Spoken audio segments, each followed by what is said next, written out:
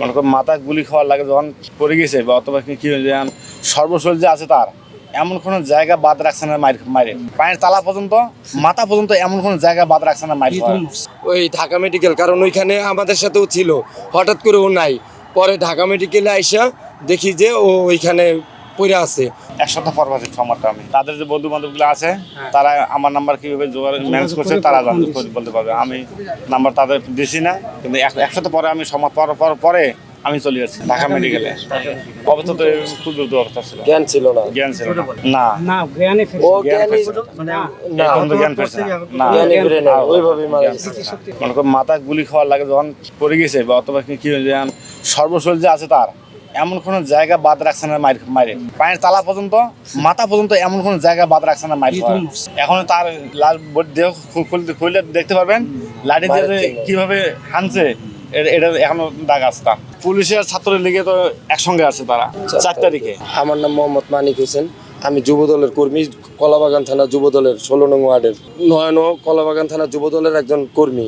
ঠিক আছে, আমরা আমাদের নেতার নির্দেশেই আমরা রাস্তায় নামছিলাম গণ অভ্যর্থনের জন্য।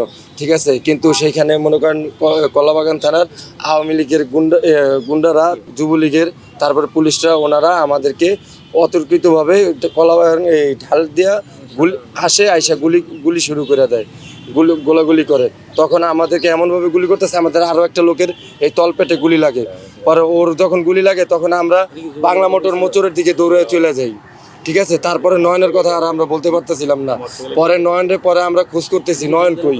পরে আমরা ওই দিন 4 তারিখে রাত্রের বেলা ওই ঢাকা মেডিকেল, কারণ ওইখানে আমাদের সাথেও ছিল, হঠাৎ করে ও নাই, পরে ঢাকা মেডিকেলে আইসা দেখি যে ও ওইখানে পড়ে আছে। পরে আমরা ওই রাত্রের বেলায় ওকে ওই অপারেশন করাই। ঠিক আছে, এক্সরে করে অপারেশন করে রাত্রে 3টার দিকে, ওই দিনই রাত্রে 3টার দিকে তাকে আইসিইউতে নেওয়া হয়। এই যে আইসিইউ থেকে গতকালকে হইলো সকাল 6টা বাজে বাইর করা হয়েছে। তো আজকে ওই যে পোস্টমর্টম মানে সব ফর্মালিটি সাইরা আজকে হলো মেডিকেল থেকে মেকানিক্স, আমিও মোটরসাইকেলের মিস্ত্রি, ও মোটরসাইকেলের মিস্ত্রি, আমরা একসাথেই কাজ করছি, একসাথেই সার্ভিস সেন্টার আমরা কাজ করি। ঠিক আছে, এই হলো ওর পরিচয়। মোহাম্মদ নয়ন মিয়া, তার গ্রামের বাড়ি লালমনিরহাট আদিতমারি, এবং তিনি শহীদ হয়েছেন গত 4ই অগাস্ট। আপনারা জানেন যে আমরা আগস্টের 3 তারিখে যখন এক দফার ঘোষণা দেই তখন 4 তারিখে আমাদের অসহযোগ আন্দোলন ছিল, এবং অসহযোগ আন্দোলন সহ আমরা সারা দেশে বিক্ষোভ সমাবেশের ডাক দিয়েছিলাম।